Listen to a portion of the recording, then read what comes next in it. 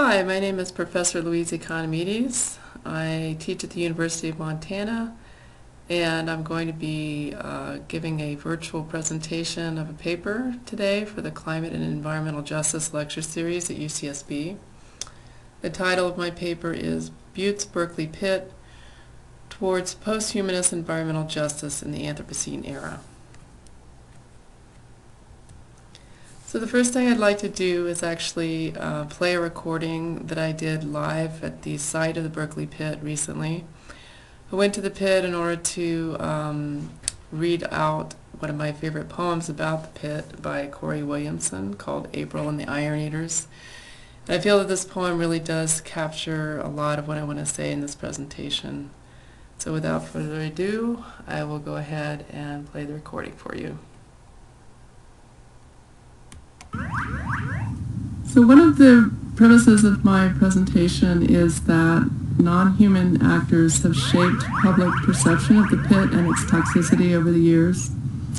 As I'm speaking, you might be able to hear what sounds like Space Invader sounds and gunshots going off in the background.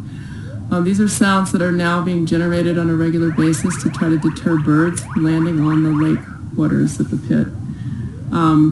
The reason for this is that there have been a number of high-profile incidents, especially involving migrating birds like snow geese, who have come here to land and sadly have perished in the waters. In 1995, there was an incident like this, and what's interesting is that ARCO, who was the last mining company to own the pit at that time, claimed that when the birds died at that period in time, they did not do so due to the toxicity of the water. So this was later disproved, but what's interesting is that there was a lot of victim blaming at the time for these deaths. And a number of artists responded to that, including poets like the one I'm going to read now. Corey Williamson wrote a poem that I think is very apropos to thinking about the pit as a locus of both toxicity and resilience. The title of this poem is April and the Iron Eaters. Should we call the snow geese foolish for not having known that the green lake, amidst the yellow rock where the waters of the nation divide, was in fact a pit of poison, more acidic than a can of Coke? Perhaps. Though let's not blame them, especially the ones that perished, floated like sacked pillows on the still surface or sank bottomward 1,000 feet down towards the gleaming arsenic, sulfide still sputtering from mine shafts like a toxic starfield without the light of fusion. Now, fireworks and loudspeakers warn migrators, move on. There is no birth, no shelter, no solace here. Except, of course, for the extremophiles, repairing in the earth's harsh dark their own haggard DNA. Among them, Euglena mutabalis, which pulls ore from the water to store within its single cell, then belches air. Ghostly metal belly, bizarre homemaker, that as it swims is forging of waste its own version of spring.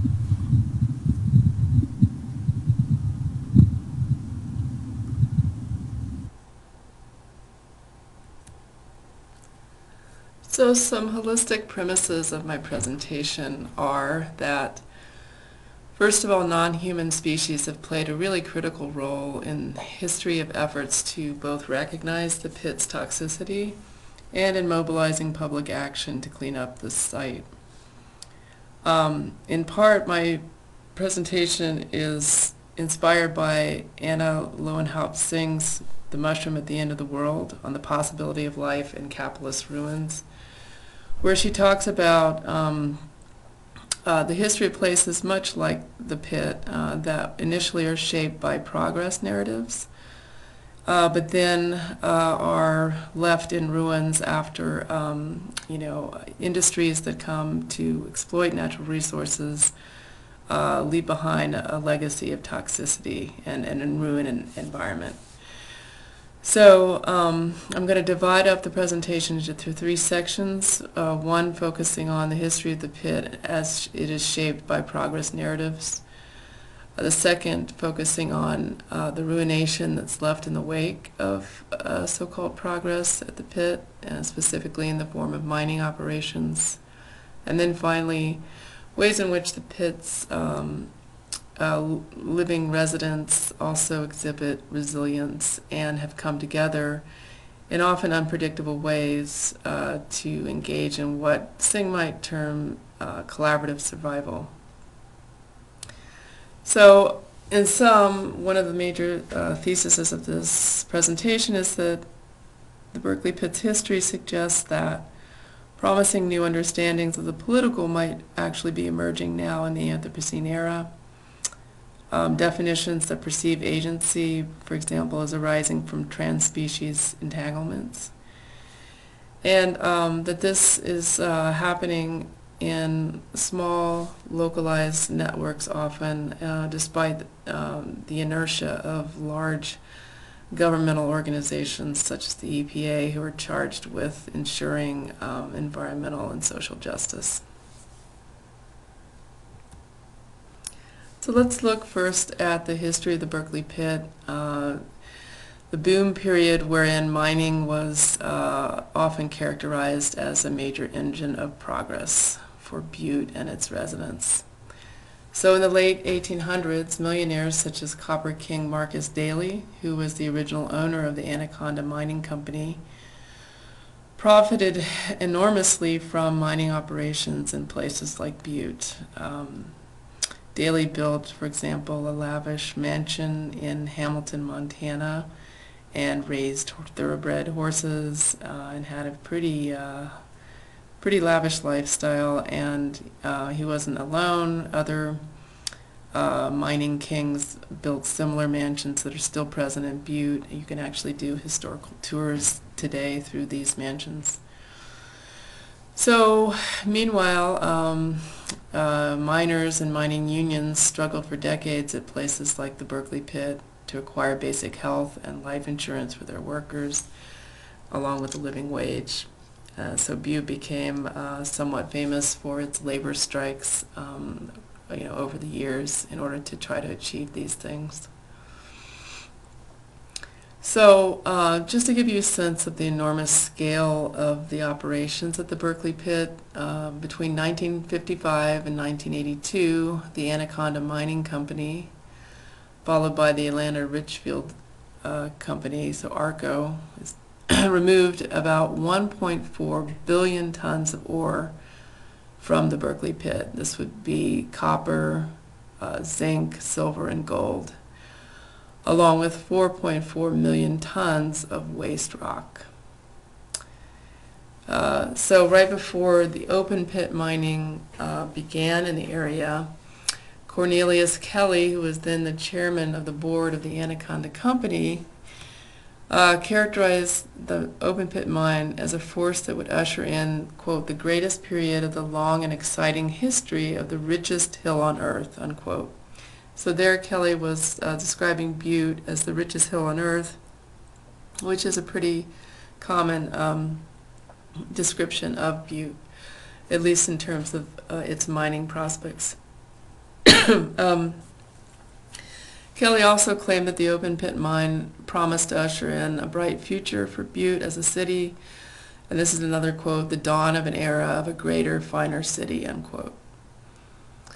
So for a while, until the late 80s when the mine closed, or early 80s I should say, when the mine closed, the pit was in fact extremely productive, but in the 1970s, a global collapse in the cost of copper, or copper prices, combined with the fact that the Berkeley Pit became too big for effective copper production, led to, first of all, the closure of the smelter and refinery operations in 1980, and then finally the closure of the mine itself in 1982.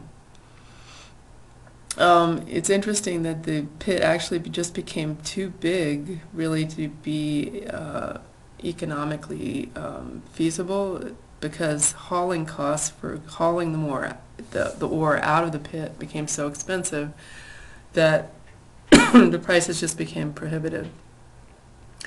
So these actions led to thousands of people being put out of work in the Butte area. And although Montana Resources bought the mine after ARCO and continued more limited mining operations in the area, the closure of the pit really did have a devastating effect on Butte. Its population, for example, declined from 42,000 in 1971 to 34,000 by 1990. And the city remains economically depressed even to this day. So phase 2, I would say, in the history of the Berkeley pit is the phase of toxicity and cleanup. So when ARCO closed the mine in 1982, it left behind a 1-mile long, half-mile wide, and 1,780-foot deep hole in the ground. And over time, this hole filled with water from groundwater once the pumps in the mine stopped working, and also rainwater. Sadly, the water in the pit is extremely toxic. It's laced with heavy metals, including copper, arsenic, cadmium, zinc, etc., and is highly acidic. In fact, I read reports that scientists have said that if a life form was to drink pit water directly, it would actually be worse than drinking battery acid. So in 1983, the entire Butte mining district, including the pit, was declared a federal Superfund site. Also in this year, the state of Montana filed a lawsuit against ARCO seeking $765 million in damages for pollution that was a result of the mining operations and smelting operations over the years, and damage that this has done to the Clark Fork River. So pollutants that have come from the mining into the river. This suit took 15 years to settle and resulted in only $215 million being allocated for the cleanup, which was a lot less than was sought. And I think it illustrates ways in which disputes over the environmental legacy of the mine have been caught up in courts and subject to all kinds of red tape over the years. Meanwhile, the pit has been described as an ecological time bomb by environmentalists because of its critical position in the watershed, and because once the water levels in the pit exceed 5,410 feet, Butte's groundwater will start to become contaminated by pit water.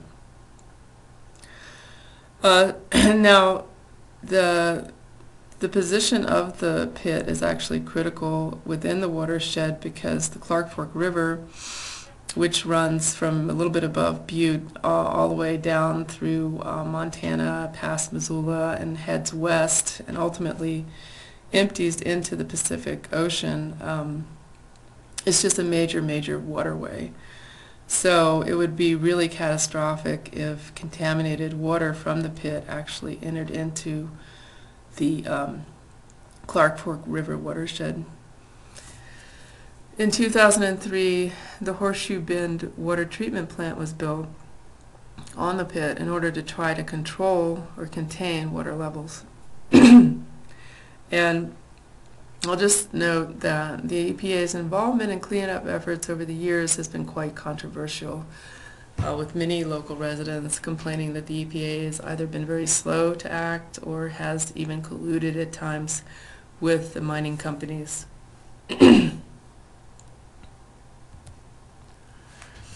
So now I'd like to shift a bit to the role of non-human agents in public perception of the pit. So we have very high profile involvement of snow geese in, I think, public perceptions of the pit. So in 1995, 342 migrating snow geese died after landing on the Berkeley pit. And at the time, as I mentioned in the beginning presentation, ARCO tried to deny that the pit's water was responsible for the the birds' deaths, claiming that they had been instead infected by some kind of fungus that led to their deaths, possibly from grain. But lab tests were done by the state of Montana that revealed that, in fact, the birds sadly had organs that were lined with sores from their exposure to copper and arsenic. And as I mentioned in the opening video, a lot of victim blaming happened at the time, leading artists such as Christy Hager to write the poem Not Water.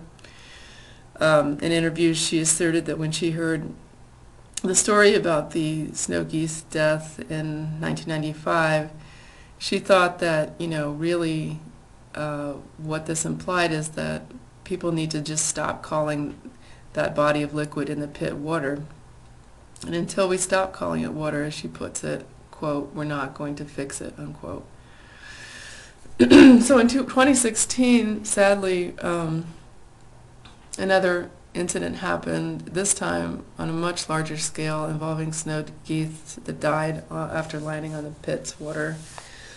About 10,000 migrating snow geese landed on the pit water, and 3,000 to 4,000 died.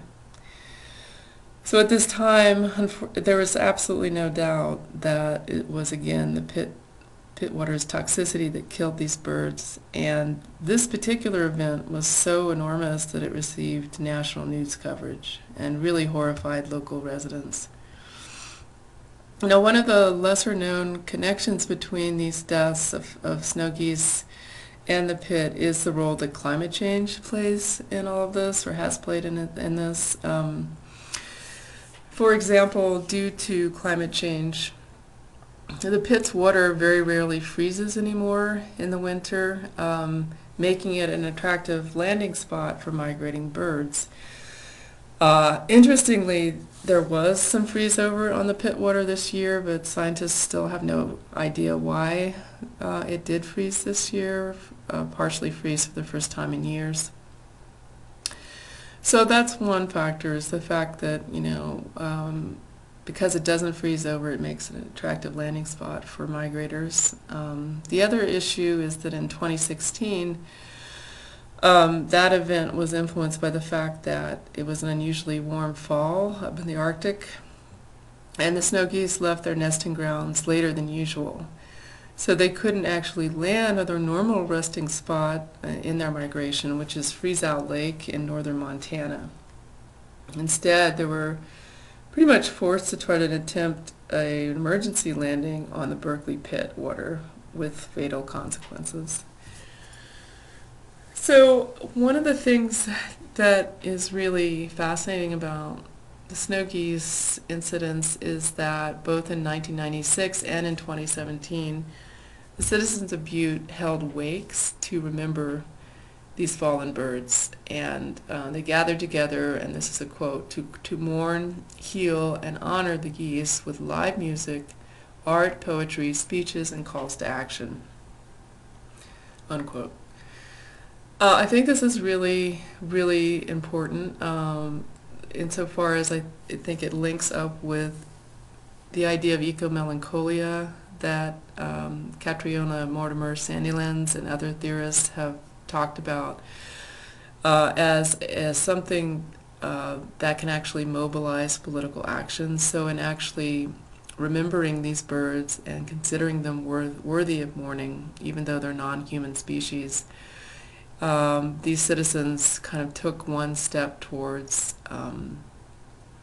really mobilizing the community to try to do something to prevent future deaths like this. Speakers at both events really underscored connections between environmental and social justice, realizing that the bird deaths are really symptomatic of the fact that Butte has been waiting for decades for a thorough cleanup of multiple toxic waste sites in the area. As David McCumber, the editor for the Montana Standard newspaper, put it at the most recent event, quote, Butte has been neglected and traded off and dismissed and lied to and shafted too many times, unquote. So in this particular slide, I've also included on the left a beautiful mural that was painted by an artist named Nolan Salix. He created this mural using 80 pieces of repurposed copper, which symbolically, of course, is quite significant given the copper mining that the pit was really doing initially. And he did this painting on the copper pieces of the pit itself with snow geese in various stages of either flying over the pit or landing on it or dying. It's really quite a beautiful painting and a really fitting, I think, memorial again to the fallen birds. One other quick note about the toxicity or legacy of toxicity of the pit. Mining more broadly has had a legacy of environmental and social costs in both Butte and Anaconda where mining operations happened. And not only has this posed health hazards for non-human species like the geese, but also for human beings. And there have been a number of studies conducted over the years that have linked high rates of chronic disease to people who inhabit these areas that were former mining sites. For example, in 2012, a researcher named Dr. Stacy Berry did a health study of Butte residents, and she uncovered, and this is a quote, statistically significant, higher than normal mortality rates in Butte for multiple sclerosis, congestive heart failure, chronic obstructive pulmonary disease, lung cancer, bladder cancer, colon cancer, among others, unquote. So for a long time, in other words, it's been clear that chronic exposures to things like arsenic, lead, and mercury and other mining-related contaminants can lead to adverse health effects for many, many years after mining operations cease. And recently there was a meeting for people in the community of Anaconda to discuss their concerns about these long-term health problems. And Steve McNeese, who's the president of the community hospital in Anaconda, was one of the participants in this event, and he's actually studying not only health problems that are associated with environmental toxicity, but also other social problems that are associated with living in a Superfund site. So he asked the question, what's been the societal cost of this legacy? Things like high poverty, domestic violence, drug abuse, chemical dependence, high suicide rate, etc. And he also mentioned at this event that he was hopeful that we could step back a bit and look more at a broader perspective of health and well-being and ask ourselves what it means to live in a community that has been impacted by having a Superfund site assigned to it.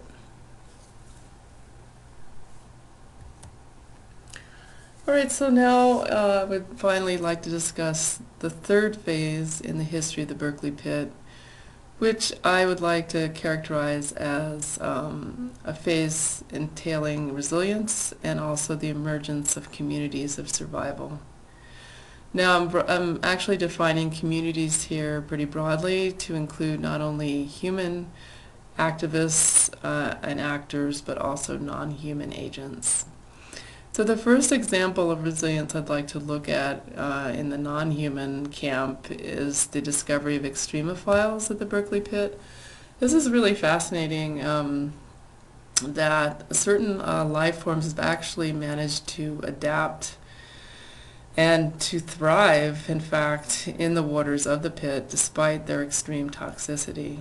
So in 1995, Professor Grant Mittman from Montana Tech, who's a biologist, discovered both algae and protozoa living in the pit water. And in 2001, Sarah Deckel, who's a graduate student at Montana Tech, also found tiny little water boatman bugs living in the pit water as well. This was followed up later in the 2000s by Donald and Andrea Stierle, discovering 142 different kinds of extremophile microbes living in the pit. So these really small life forms have miraculously developed the ability to survive in these toxic conditions. And what the Sturls and other researchers have discovered is that the extremophiles actually part of their survival process involves producing these highly toxic compounds that have been used successfully by scientists to treat cancer of all things. So not only have the Sturls discovered these chemical compounds that exist nowhere else in the world except for in the pit water, but also they've managed to, as I said, use these chemical compounds to fight things like cancer. And they even speculate that someday, because these extremophiles can ingest metals, that they actually, again, do this as part of their survival. This ability to ingest metals and process them might actually be applied one day to future toxic waste sites as a cleanup method. So basically an organic way of cleaning up metal waste in places like the pit. So it's really quite remarkable that these tiny little creatures are being used to, or have not only been able to survive themselves, but are potentially able to kind of have a curative effect in the future for things like cancer and for toxic dumps. Another really remarkable example of a more than human survivor at the pit is Auditor, the Hungarian sheepdog. So Auditor's story is pretty quirky. Apparently Auditor was abandoned as a puppy in the area around the Berkeley pit. He was a purely bred breed Hungarian sheepdog. So these are the sheepdogs that have, they look like they have like little white dreadlocks all over their bodies. And anyway, this dog apparently made the Berkeley pit his home between 1986 and 2003.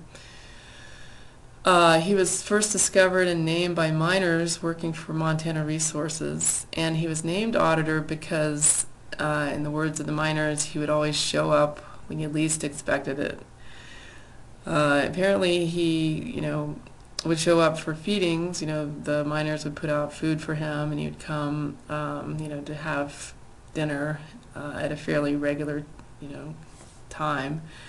But then other times he would just disappear for weeks on end, and no one really managed to persuade Auditor that he might want to become someone's animal companion. He seemed to really prefer his solitary life, surviving in the pit area.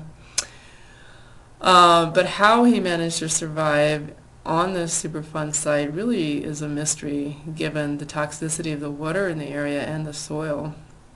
In the words of a Butte veterinarian named Ed Peretti, quote, "It's unbelievable how Auditor, could live in a place that's supposed to be so toxic. He's one tough dog, I'll tell you that." And that was a quote while Auditor was still with us in 2003.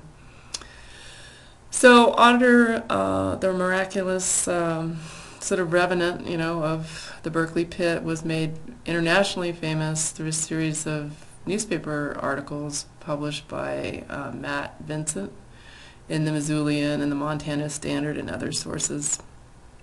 And he actually ended up receiving donations from people all over the world and letters from people from all over the world that were concerned about his welfare. And money from that was used to not only provide food for Auditor, but also to provide a dog bed for he had a little sort of shack by the pit that he liked to hang out in sometimes.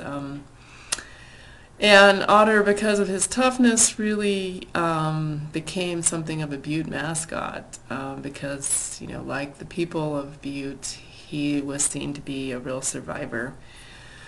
And when he passed in 2003, a bronze statue memorializing him was even created, and you can still see this statue in the Butte Chamber of Commerce to this day.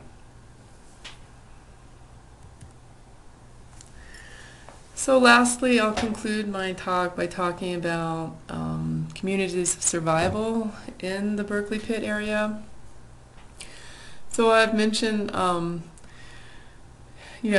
at least two non-human examples of resilience in the area, but of course the people of Butte are also quite resilient and have been very active over the years trying to advocate for cleanup of the pit and for greater environmental and social justice for people living in mining areas surrounding the Butte and Anaconda area.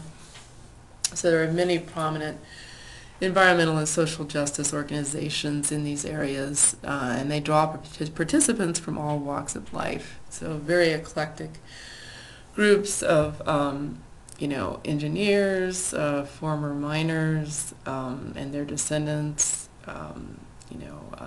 young people, elderly people, artists, even people who currently work for Montana Resources, the current owner of the pit. So all these people have come together to try to draw attention to the pit and the need for accelerated cleanup. One of the most prominent examples of a citizen who's taken action in this regard is a nun, Sister Mary Jo McDonald. She's now a retired nun, but she was an activist for years and is currently serving on the Butte Natural Resource Damage Council.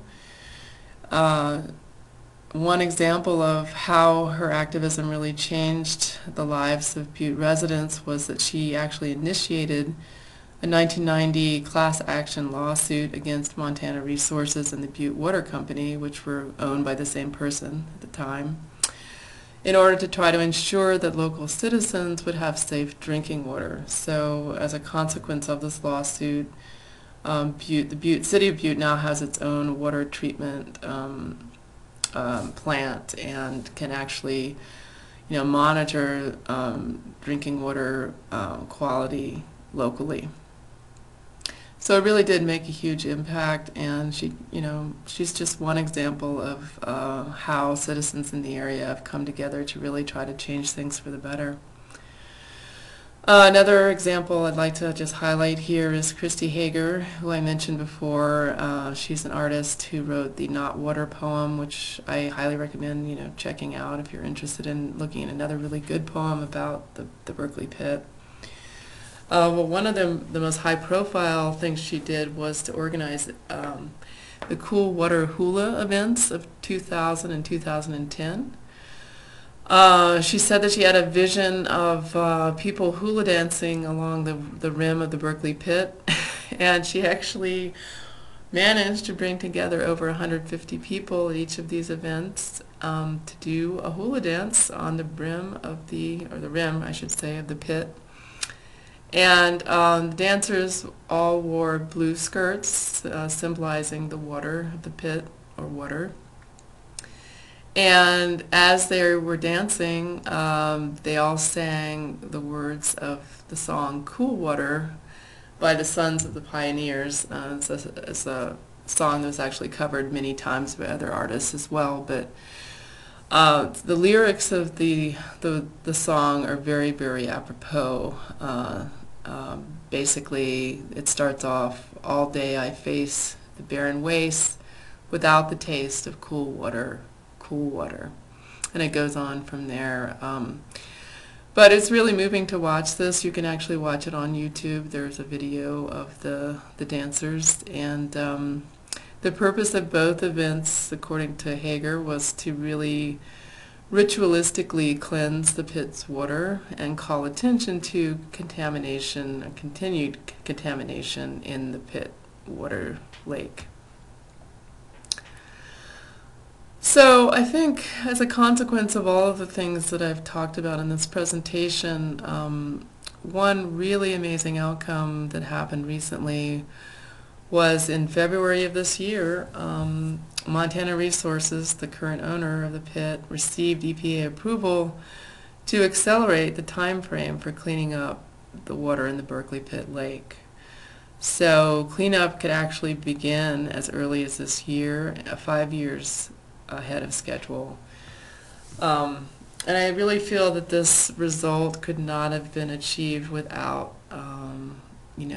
the combined, I think, efforts of local concerned citizens, but also the ways in which non-human entities that I've talked about in this presentation have really, called attention to the problem of contamination, but also to the amazing resilience of life, even in the wake of capitalist ruin that is embodied in places like the Berkeley Pit. Well, thank you very much for listening, and I really look forward to hearing your thoughts about the talk. Thanks.